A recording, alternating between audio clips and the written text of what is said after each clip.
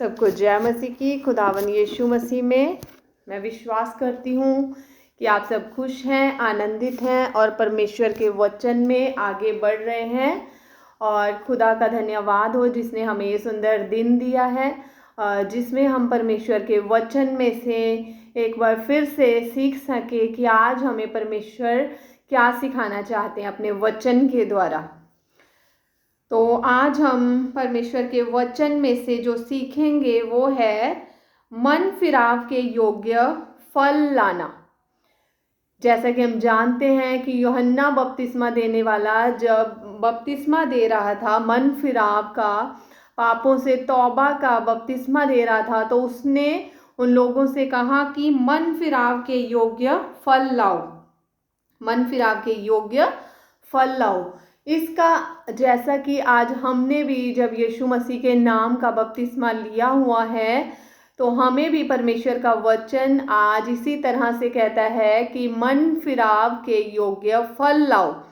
आइए हम वचन में से पढ़ेंगे मत्ती की अंजील, उसका 3 अध्याय और 8 वचन में लिखा हुआ है, इसलिए मन फिराव के योग्य फल लाओ और अपने अपने मन में ये ना सोचो कि हमारा पिता अब्राहम है, क्योंकि मैं तुमसे कहता हूँ कि परमेश्वर इन पत्थरों से अब्राहम के लिए संतान उत्पन्न कर सकता है। यहाँ पर यूहन्ना बपतिस्मा देने वाला उन लोगों को जो अपने आप को इस विषय में घमंड करते थे कि शायद हम अब्राहम की संतान होने की वजह से परमेश्वर के उस आने वाले क्रोध से बच जाएंगे, तो प्रभु का जो दास है यूहन्ना बपतिस्मा देने वाला उन लोगों से यूं कह रहा है कि तुम इस बात का घमंड अपने अपने मन में ये ना सोचो कि हम शायद अब्राहम के वंश के हैं, तो हमें चाहे हम गलतियां भी करते रहें, हम गुनाह भी करते रहें, तो हम जो हैं बच जाएंगे, हम परमेश्वर के क्रोध से बच जाएंगे। तो ऐसा परमेश्वर नहीं करते हैं। परमेश्वर क्योंकि पक्षपात किसी का भी नहीं करते हैं, वो चाहे फिर अब्राहम का वंश हो चाहे फिर कोई और हो, क्योंकि हमारा परमेश्वर जो है सही चाल चलने वाले को ही पसंद करता है। परमेश्वर जो है कह रहे हैं कि परमेश्वर के वचन में लिखा है कि मन फिराव के योग्य फल लाओ। इसका ये मतलब है कि जब हमने पापों से तौबा कर ली है, हमने जब पुराना मनुष्य तब जो कि हम पहले बुराई के काम कर रहे थे, हम पहले जो है अपने पापों में जी रहे थे, हमने उनको छोड़कर हमने मन फिराव का बपतिस्मा लिया, यानी कि हमने अपने पुराने जीवन को छोड़ने का निर्णय कर नए जीवन में एक नई शुरुआत करने का वायदा किया है।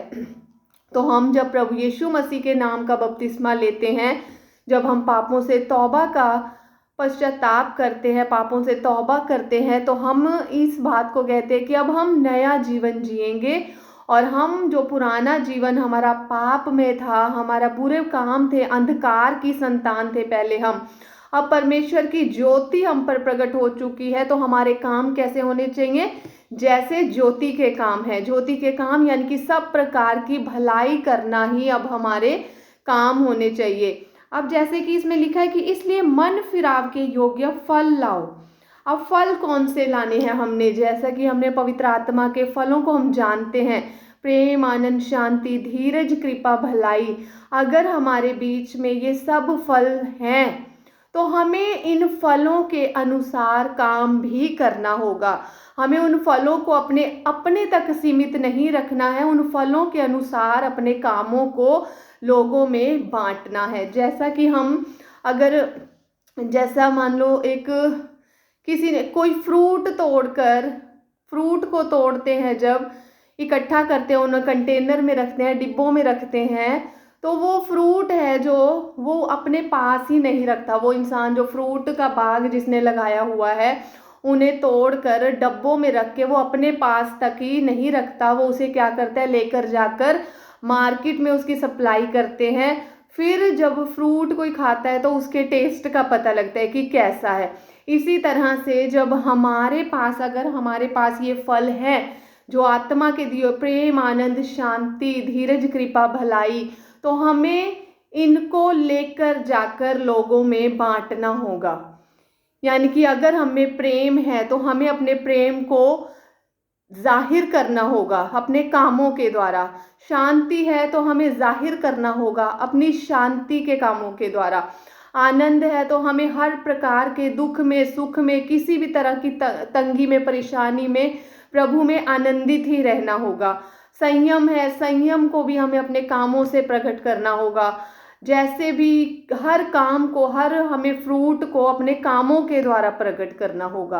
तब हमारे स्वर्गीय पिता को पता लगेगा कि हमारा जो फल है वो किस तरह का है।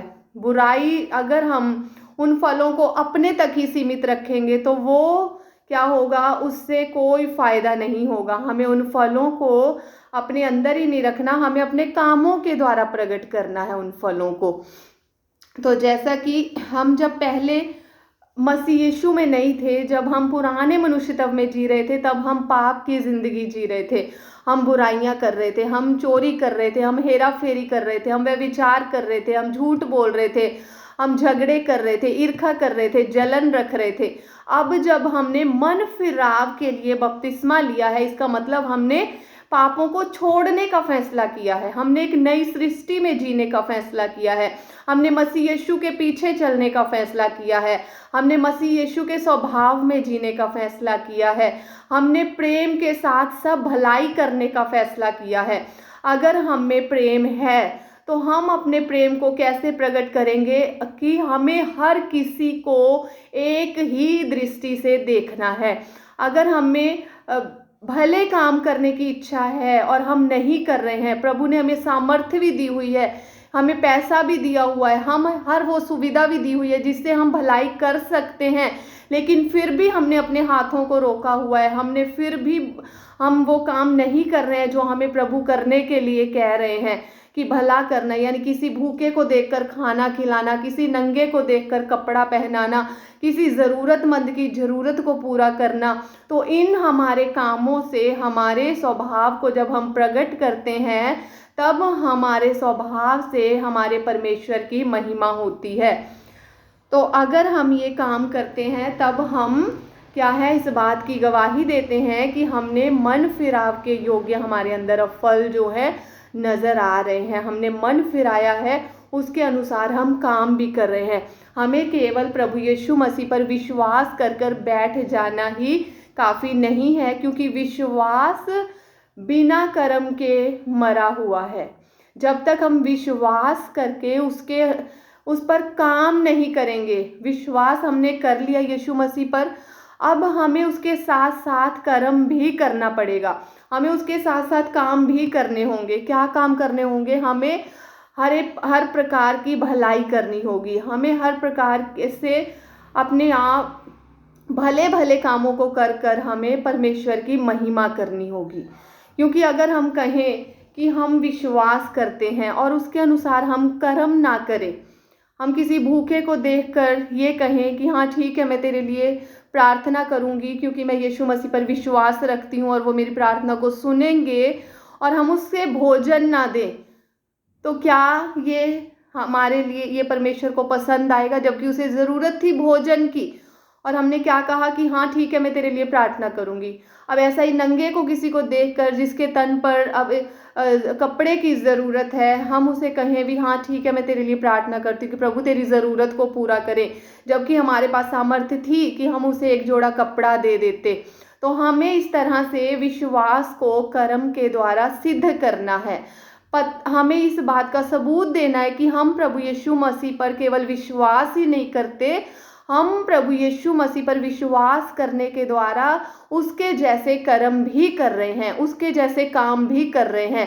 हम परमेश्वर की महिमा करने के लिए हमें खुदा के जैसे काम भी करने होंगे, हमें भलाई वाले काम करने होंगे, हमें बुराई को छोड़ना होगा पूर्ण रीति से। अगर हम चाहते हैं कि प्रभु यीशु मसीह हमें अपने साथ लेकर जाएं, अगर हम चाहते हैं कि हम उस स्वर्गीय आरोहण में उठाए जाएं, अगर हम चाहते हैं कि परमेश्वर यीशु का आना इतना नज़दीक है और हम उस स्वर्गीय महिमा में बदल जाएं जो यीशु अपने लोगों के लिए बदलने के लिए आ रहे हैं, तो हमें इन भले कामों को कर कर अपने विश्वास को सिद्ध करना होगा।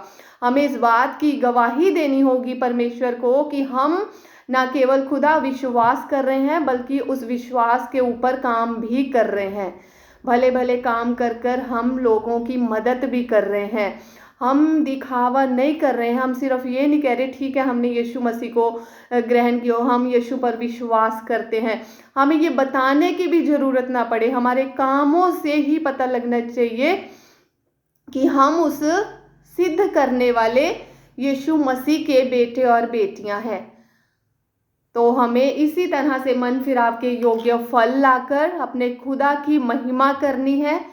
हमें जो प्रभु ने धन्य वचन में कहा है कि मन के दीन, नम्र और दयावंत, हमें इस दयावंत के अनुसार लोगों पर दया भी करनी है। हमें ज़रूरतमंद की ज़रूरतों को पूरा करना है। हमें और भी जिसे जैसी आवश्यकता है, जैसी ज़रूरत है जिसकी, वैसी हमें उसकी ज़रूरतों को पूरा भी करना है। अगर हमें परमेश्वर ने इस योग्य बनाया है, अगर हम इस योग्य हमें बनाया है और फिर भी हम उस चीज़ को इग्नोर कर कर आगे बढ़ रहे हैं, तो फिर हम में मसीह का आत्मा नहीं है। हम में कोई फिर दया वाली आत्मा नहीं है। हमें फिर कोई नम्रता वाला स्वभाव नहीं है। कोई हम मन के फिर दीन नहीं है। फिर ये सब बातें हमें उस समय में दुख देंगी जब हम परमेश्वर यीशु के द्वारा इसी पृथ्वी पर छोड़ दिए जाएंगे। तो फिर कोई फ़ायदा नहीं होगा इस चीज़ का। तो हमें अपने परमेश्वर से यही प्रार्थना करनी है कि खुदावन हमें मन फिराव के योग्य फल लाने के लिए तू हमारी मदद कर पिता परमेश्वर। हमने तुझ पर विश्वास किया है, हम उसके अनुसार काम भी करें और अपने विश्वास को खुदावन अपने कामों के द्वारा सिद्ध करते चले जाए, ताकि हमारे परमेश्वर को हमारा उठना बैठना बोलना चालना हमारा स्वभाव पसंद आ सके खुदावन जी, क्योंकि आप हमारे कामों ही के अनुसार हमें प्रतिफल देने वाले हैं।